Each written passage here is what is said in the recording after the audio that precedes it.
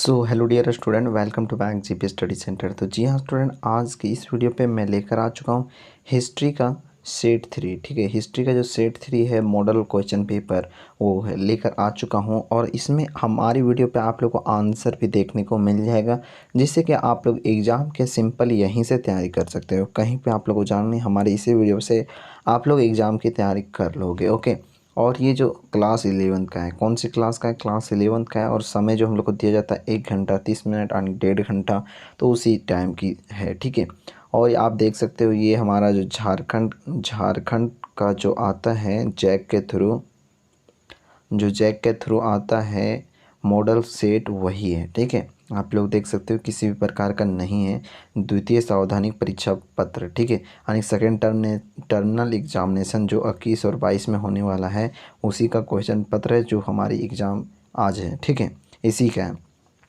चलिए देखते हैं फर्स्ट क्वेश्चन। आप लोग को ये सारा चीज़ तो पता ही होगा, आप लोग एग्ज़ाम देने से पहले दिशा निर्देश तो आप लोग पढ़ ही लिए होंगे।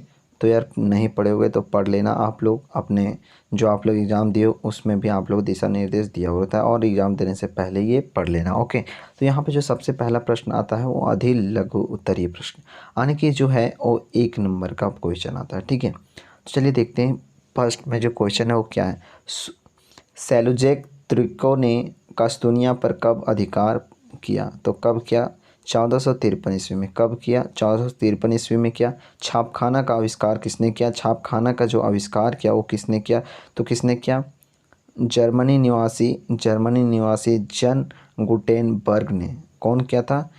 जर्मनी का जो निवासी थे जन गुटेनबर्ग, वही क्या किए? छापखाना का आविष्कार किए थे। ठीक है, अब नेक्स्ट प्रश्न देखते हैं। तीसरा में पूछा गया है, तीसरा में जो प्रश्न पूछा गया है वो ये है, ब्रिटिश ईस्ट इंडिया कंपनी की स्थापना कब हुई? ब्रिटिश ईस्ट इंडिया कंपनी की स्थापना कब हुई? तो 1600 ईस्वी में।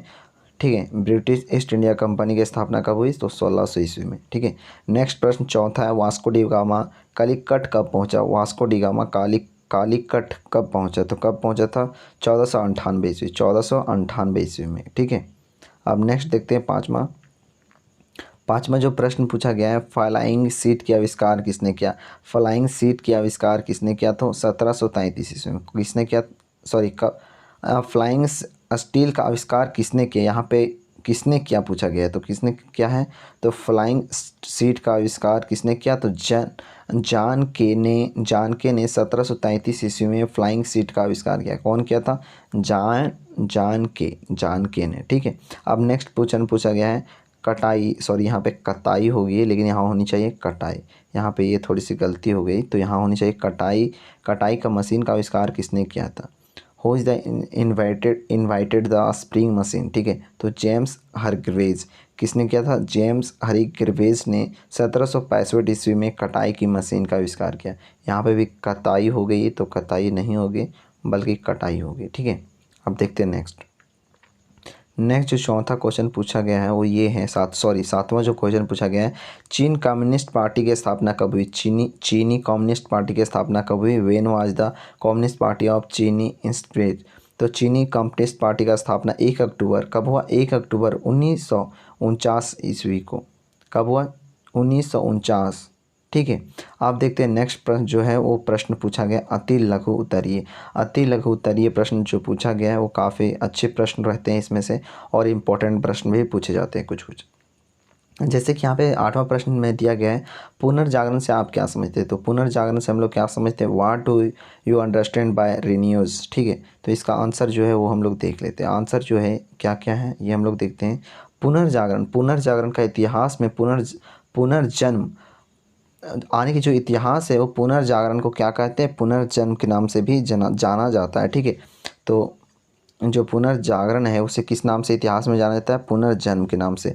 पुनर्जागृति बौद्धिक चेतना तथा सांस्कृतिक विकास आदि नामों से पुकारा जाता है। यानी कि जो पुनर्जागरण है उसके कई नाम से जाना जाता है, जैसे कि पुनर्जन्म, पुनर्जागृत, बौद्धिक चेतन तथा सांस्कृतिक विकास के नामों से भी जाना जाता है। 13वीं शताब्दी में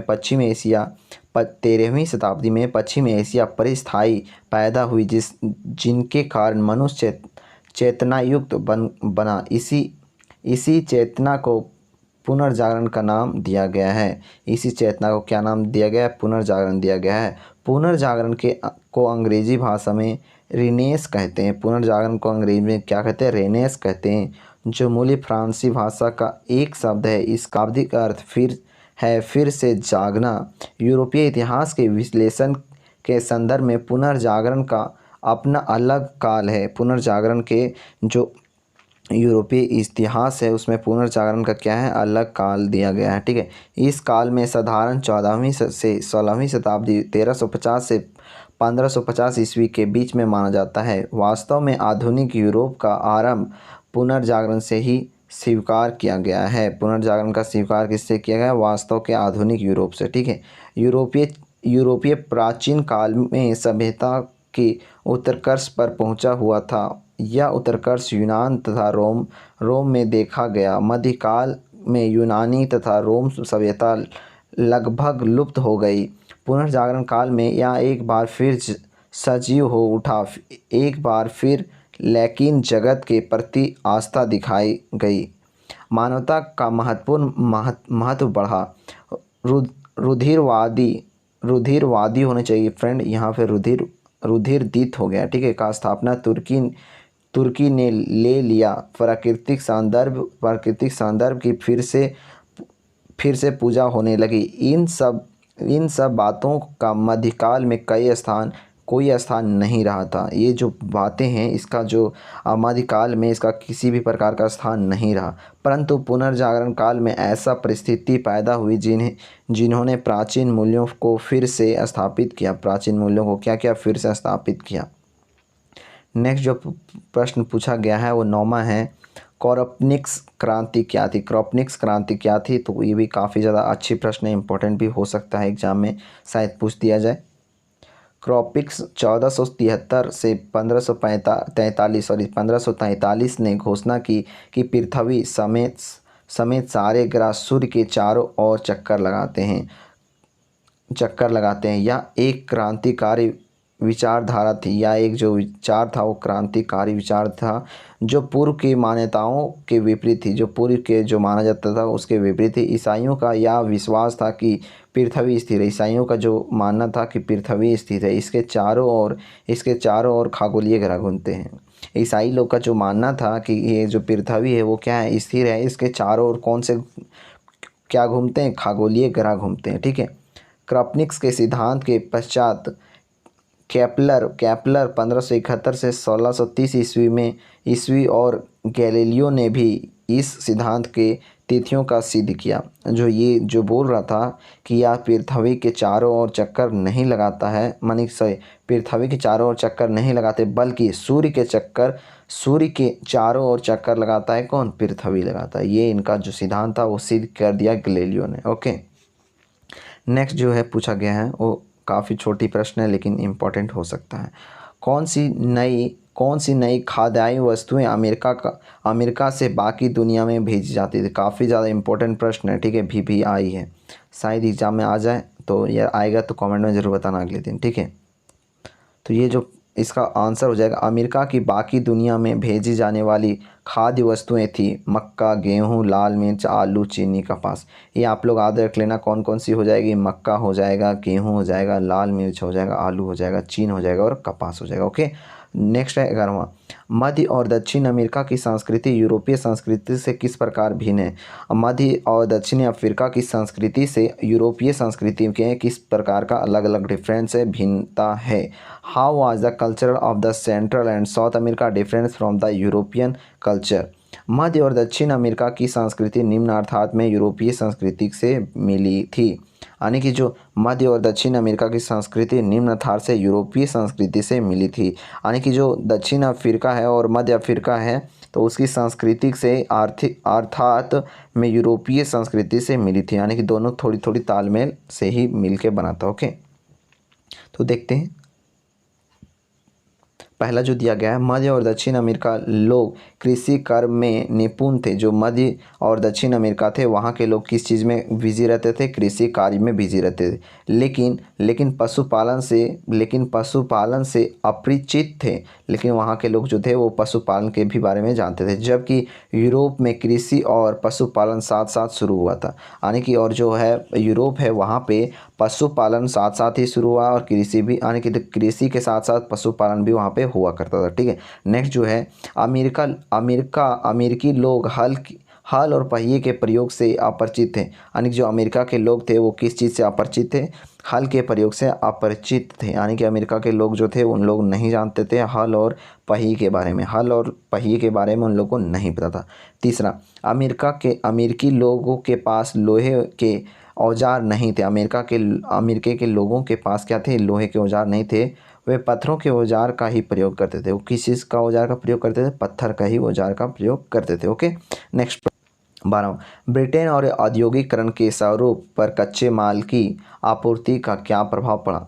और ब्रिटेन के औद्योगिकरण के स्वरूप पर कच्चे माल की आपूर्ति का क्या प्रभाव पड़ा? तो काफ़ी ज़्यादा इंपॉर्टेंट प्रश्न है और ये लंबा क्वेश्चन है, यानी कि 5 नंबर की हो सकती है। आप लोग एग्जाम में पूछ दिया जाए। कितना नंबर का पूछ दिया जाए? 5 नंबर का। तो यार आप लोग ध्यान से जरूर देख लेना। ओके, तो चलिए देखते हैं आंसर इसका क्या क्या है। आरंभ में ब्रिटेन के लोग ऊन और लेलून बनाने के लिए सन से कपड़ा बुना करते थे। जो पहले आरंभ में यानी कि शुरुआती समय में ब्रिटेन के जो लोग थे ऊन और लेलून के लीन बनाने के, सॉरी, ऊन और नील होना चाहिए यार, नील होनी चाहिए फ्रेंड। तो लीन हो गया है तो कोई नहीं, टैपिंग में थोड़ी सी गलती कहीं की हो जाती है। तो यहाँ पे क्या होनी चाहिए? आरंभ में ब्रिटेन के लोगों का ऊन और नील बनाने के लिए सन से कपड़ा बुना करते थे। जो सन होता है उसी से क्या करते थे? कपड़ा बुना करते थे। 17वीं शताब्दी में इंग्लैंड भारत से भारी मात्रा में सूती कपड़े का आयात कहाँ से किया? 17वीं शताब्दी में इंग्लैंड के जो लोग थे वो भारत से भारी मात्रा में सूती कपड़े का लाना शुरू कर दिया। ठीक है। परंतु जब भारत के अधिकतर भागों पर ईस्ट इंडिया कंपनी का राजनीतिक नियंत्रण स्थापित हो गया, जब ईस्ट इंडिया कंपनी ने भारत पर अपना कब्जा कर लिया, तब इंग्लैंड ने कपड़े के साथ साथ कच्चे माल के रूप में कपास का आयात भी करना प्रारंभ कर दिया। यानी कि जब ईस्ट इंडिया कंपनी भारत पे जब कब्जा कर लिया, अपना खुद का कब्जा कर लिया भारत पे, तो वह क्या करने लगा? कच्चे माल के साथ साथ कपास का भी आयात करना शुरू कर दिया। इंग्लैंड पहुंचने पर इसकी कटाई की जाती थी। इंग्लैंड पहुंचने पर इसकी कटाई की जाती थी। उससे कपड़ा बुना जाता था। 18वीं शताब्दी में प्रारंभिक वर्ष में यहाँ कताई हो गई, यहाँ पे भी थोड़ी सी मिस्टेक है, सारी जगह पे कताई हो गई लेकिन कटाई होनी चाहिए। कटाई का काम बहुत ही धीमी था। कटाई का काम जो था वो काफ़ी धीमी चल रहा था, इसलिए कटाई वाले दिन भार कटाई के काम में लगे रहते थे, जबकि बुनकर बुनाई के लिए धागे के इंतज़ार में समय नष्ट करते थे। जो बुनकर लोग होते थे वो क्या करते थे? धागा के कमी के कारण वो लोग धागा का इंतज़ार क्या करते थे कि धागा कब आए, तो उस समय इंतज़ार के वक्त क्या करते थे? उनका समय जो होता था नष्ट हो जाता था। परंतु प्रौद्योगिकी के क्षेत्र में अनेक आविष्कार हो जाने के बाद कपास से धागा कटाई और उसके कपड़ा बनाने की गति एकाएक बढ़ गई। यानी कि जब औद्योगिक क्रांति आया तो वहाँ पे क्या हुआ? औद्योगिक क्रांति में मशीन आ गया, जिसके कारण से कपड़ा और कपास की धागा और कटाई दोनों एक साथ होने लगा। तो कपड़ा बनाने वाले गति एकाएक बढ़ गया। यानी कि जब धागा आना शुरू हो गया स्पीड की मात्रा में, तो कपड़ा एकाएक क्या हो गई? कपड़ा की मात्रा एकाएक बढ़ गई। इस कार्य में और अधिक कुशल लाने के लिए उत्पादन का कम घरों से हटाकर फैक्ट्रियां अर्थात कारखाने में चल गया। यानी कि जो लोग घर में काम किया करते थे वो लोग क्या किए? फैक्ट्री अर्थात कारखाने में काम करना चालू कर दिया। यानी कि फैक्ट्री लगा लिए और कारखाने लगा लिए। जो छोटे छोटे कार्य करते थे वो क्या किए? फैक्ट्री लगा लिए या फिर कारखाना लगा लिए थे। ठीक है।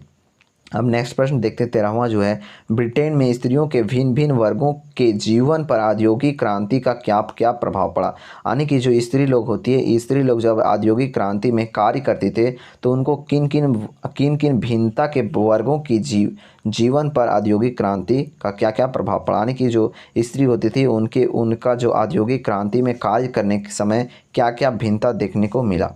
ठीक है। तो देखते हैं ब्रिटेन में औद्योगिक क्रांति से स्त्रियां के जीवन पर निम्न प्रभाव पड़े। जो स्त्री लोग होती है उनके जीवन पर निम्न प्रकार के कई प्रकार से प्रभाव पड़े।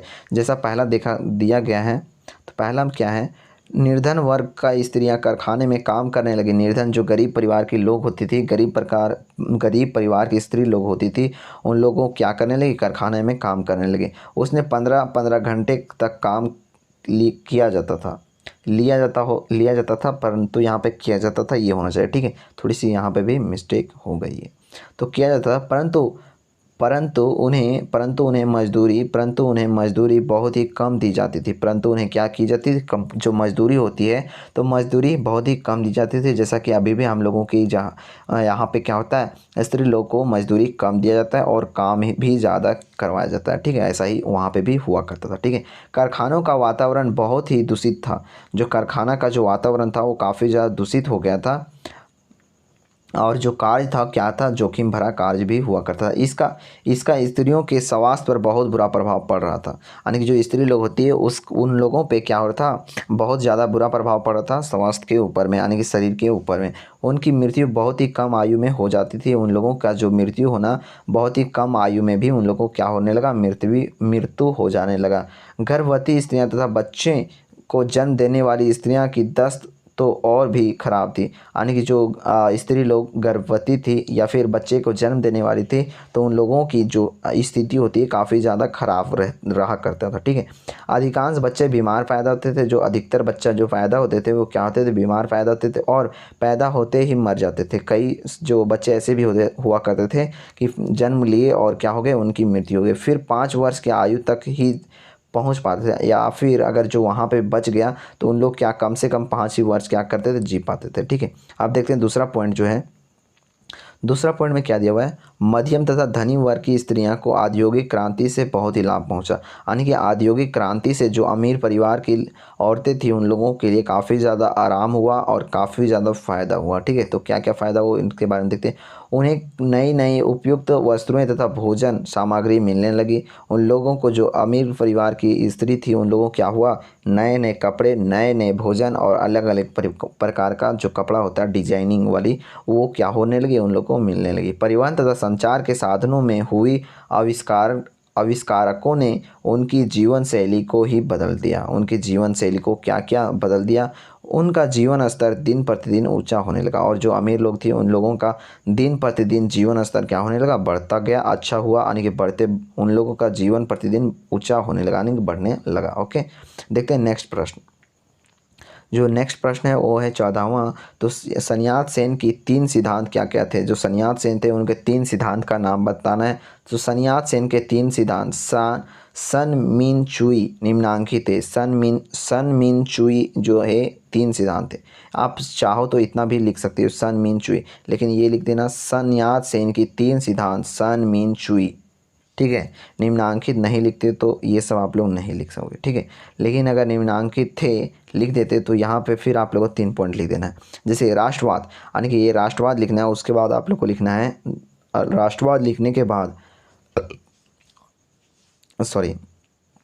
इसका अर्थ था मंचू राजवंश को सत्ता से हटाना, क्योंकि उसे विदेशी राजवंश माना जाता था। जो मंचू राजवंश था उसको क्या सत्ता से हटाने का मन था लोगों को, और क्योंकि उसे विदेशी राजवंश माना जाता था, क्योंकि वह बाहर से शायद आए होंगे तो इसीलिए उन्हें क्या किया जाता, विदेशी राजवंश माना जाता था, ठीक है। अब दूसरा है गणतंत्र। तो देश में गणतांत्रिक सरकार की स्थापना करने को मांगते थे। सन्यात सेन का जो सिद्धांत था वो 3 ये था। पहला तो ये हो गया कि मंचू राजवंश को विदेश राजवंश माना जाता था, इसलिए उसे सत्ता से क्या किया जाता था, हटाने का मन था, ठीक है। और दूसरा जो हो गया गणतंत्र हो गया, जो देश की गणतंत्र सरकार की स्थापना करना चाहते थे। समाजवाद तीसरा जो हो गया वो समाजवाद है।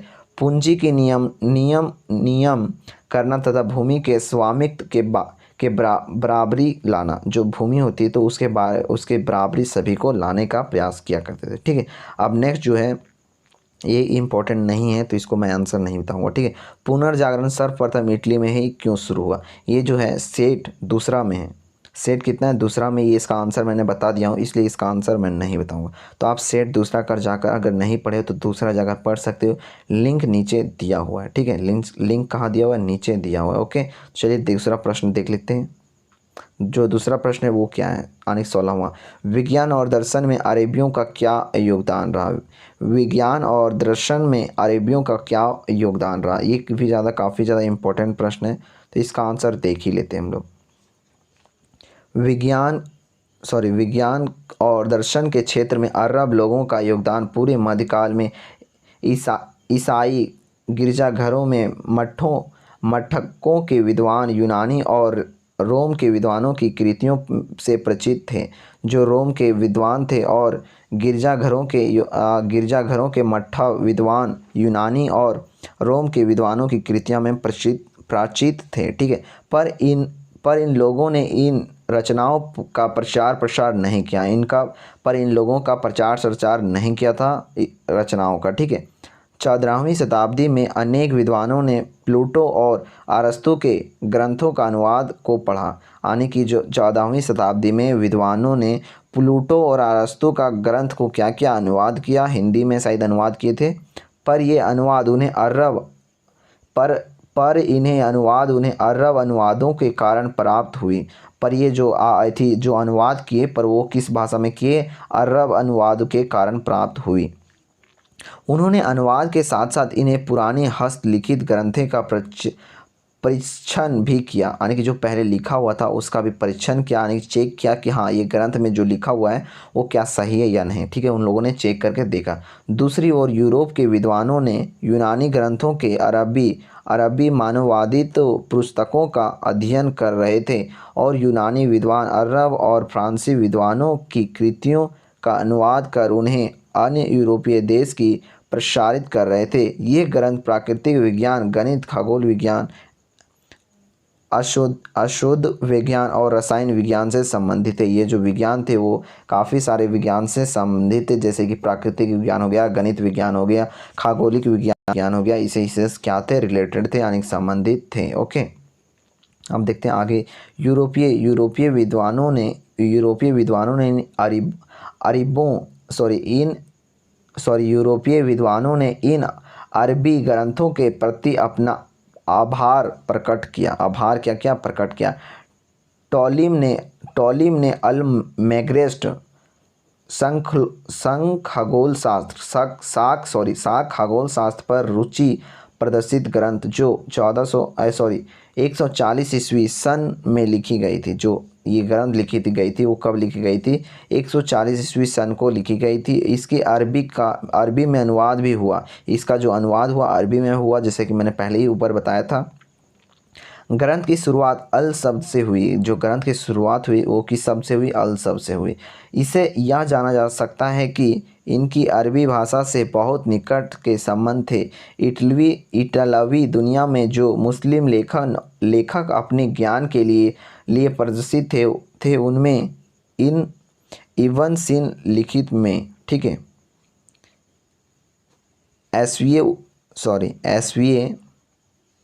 एविसिन 1980 से 1037 अरब के हकीम और मध्य एशिया के बुखार के दार्शनिक तथा अल राजी रेजेंस आयुर्वेद विश्वकोश के लेखक इब्न रुदिर लितिन में अविरोज 1126 से 98 स्पेन के अरब दार्शनिक बहुत ही विद्वान लोग में माने जाते थे। ये जो लोग थे, विद्वान थे, वो काफ़ी ज़्यादा महान विद्वान माने जाते थे या फिर काफ़ी ज़्यादा माने जाने वाले विद्वान थे। इन विद्वानों ने दार्शनिक ज्ञान और ईसाई विचारों का धार्मिक विश्वास के बीच के तीर को दूर करने का प्रयास किया। तीर को क्या करने का प्रयास किया, दूर करने का प्रयास किया। उनके तीर को ईसाई विचारों ने प्रयोग में लाए। मानवतावाद अनेक रूपों में सामने आने लगे। विश्वविद्यालयों के पाठ्यक्रमों में कानून, चिकित्सक और धर्मशास्त्र विषयों का बड़ा महत्वपूर्ण था, पर धीरे धीरे इटली और अन्य यूरोपीय देशों में विद्यालयों में मानवतावादी विषयों का पढ़ाया जाने लगा। मानवतावाद का भी एक विषय था, उसे भी क्या क्या धीरे धीरे पढ़ाना स्टार्ट कर दिया गया। ओके, देखते हैं नेक्स्ट प्रश्न जो है 16वां में क्या गया है। यूरोपवासियों की खोज यात्राओं के बारे में बताएं। ये इम्पोर्टेंट नहीं है, तो इसका आंसर आप लोग चाहो तो यहाँ से स्क्रीनशॉट ले सकते हो। तो चलिए ले लो, ले लिए, थोड़ी सी और स्क्रॉल करते हैं, ले लो, ठीक है, 2 बार ले लिया तो कंप्लीट हो गया। तो इसका इम्पोर्टेंट प्रश्न नहीं, बट फिर भी आप लोग देख लेना, ठीक है। नेक्स्ट जो है 17वां, ब्रिटेन में 1793 से 1815 तक की युद्धों में शामिल रहा, जिसका ब्रिटेन के उद्योग पर क्या प्रभाव पड़ा। तो आप लोग चाहो तो इसका भी आंसर देख ले, लेकिन छोटी आंसर है तो मैं फटाफट बताता हूँ, इंपॉर्टेंट नहीं बट देख लो। 1793 से 1815 तक ब्रिटेन का फ्रांस के साथ साथ लंबे समय तक युद्ध चलता रहा, यानी कि 1793 से लेकर 1815 तक ब्रिटेन और फ्रांस के साथ साथ लंबे समय तक क्या चला, युद्ध चलता रहा था, ठीक है। इसके परिणाम स्वरूप इंग्लैंड और यूरोप के बीच चलने वाली व्यापार छिन भिन हो गई, यानी कि लड़ाई होने के कारण से जो व्यापार चल रहा था तो उसमें क्या हो गया, बहुत ज़्यादा छिन भिन हो गई, यानी कि घाटे का सामना करना पड़ा।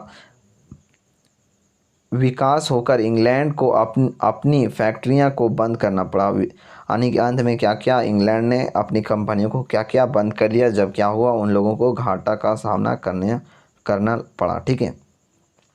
इसे बेरोजगारी बढ़ गई और रोटी मांस जैसे आवश्यक खाद्य पदार्थ की कीमतों आकाश में छूने लगी। जो खाद्य पदार्थ था उनका जो कीमत था वो क्या करने लगा, आकाश को छूने लगा। ओके, अब नेक्स्ट देखते हैं। 18वां जो है इम्पोर्टेंट नहीं है, 18वां जो है प्रश्न वो काफ़ी ज़्यादा इम्पोर्टेंट नहीं है। तो यार आप लोगों को 18वां जो प्रश्न है वो आप लोग क्या देखना चाहोगे, तो चलिए देख ही लेते हैं। 18वां प्रश्न जो है, 18वां प्रश्न में पूछा गया है, मेजी पुनर्स्थापना से पहले की वे अहम घटनाएं क्या थी जिन्होंने जापान की तीव्रता आधुनिकीकरण को संभव किया, ठीक है। तो ये आप लोगों को हमारे PDF पे आंसर इस लोग दोनों का मिल जाएगा। किन लोग का, एक 18 हो गया, एक जो हो गया 18 प्रश्न और एक जो 16 प्रश्न था। ये 2 प्रश्न मैंने आज की इस वीडियो पे नहीं बताया, तो काफ़ी ज़्यादा ये इंपॉर्टेंट प्रश्न नहीं थे। क्या थे, इंपॉर्टेंट नहीं थे, इसलिए मैंने नहीं बताया। तो यार आप लोग चाहो तो इसका आंसर यहाँ से स्क्रीनशॉट भी ले सकते हो, ठीक है। तो चलो ले लो, एक बार ले लिया, आप दूसरी बार ले लो, ले लिए, ये तीसरा भी ले लो, ठीक है, ले लिए, ठीक है। तो चलिए अब देखते हैं। तो ये जो प्रश्न था वो काफ़ी ज़्यादा इंपॉर्टेंट जो था वो मैंने तो आप लोगों को बता दिया, और जो इंपॉर्टेंट नहीं था वीडियो को लंबा मैं नहीं किया हूँ, काफ़ी छोटे समय में ही वीडियो को समाप्त करना हो। तो यार आप चैनल पे हमारे नए हो तो चैनल को सब्सक्राइब जरूर करो यार, क्योंकि जो अक्सर जो स्टूडेंट है ना वो मैं देख रहा हूँ यहाँ पे अपने चैनल पर चेक कर रहा हूँ, तो यार अक्सर जो स्टूडेंट है वो क्या कर रहे हैं, सब्सक्राइब नहीं कर रहे, सिर्फ और सिर्फ वीडियो देख रहे हैं और चले जा रहे हैं, ठीक है। तो यार ऐसा नहीं होता है, काफ़ी ज़्यादा मेहनत के बाद मैं इस वीडियो को बना रहा हूँ, क्योंकि यार ये जो क्वेश्चन है ना वो काफ़ी ज़्यादा मेहनत के बाद मुझे टाइपिंग करने में टाइम लगता है। और यहाँ पे आप देख सकते हैं हमारा जो समय हो रहा है 11:02 हो रहा है और नाइट हो चुकी है, ठीक है।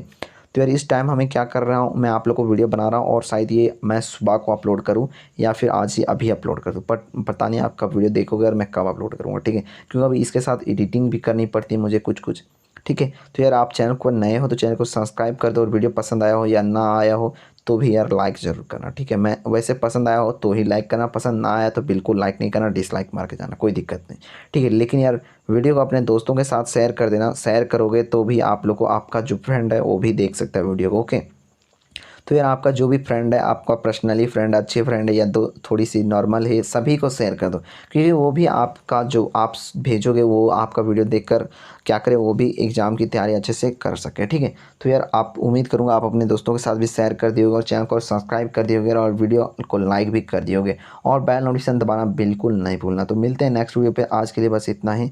तो अगला क्वेश्चन जो होगा वो काफ़ी ज़्यादा इंपॉर्टेंट प्रश्न लेकर आऊँगा, सिर्फ और सिर्फ इंपॉर्टेंट रहेगा। हिस्ट्री का जो एग्ज़ाम है हम लोग को पूछा जाएगा, उन्हीं लोग से रिलेटेड प्रश्न जो मुझे लगेगा कि हाँ ज़्यादातर एग्जाम में ये प्रश्न पूछे गए हैं और ये एग्जाम में आएंगे, तो उन्हीं को प्रश्न को मैं लेकर आऊँगा। तो मिलते हैं नेक्स्ट वीडियो पे, तो बाय बाय स्टूडेंट।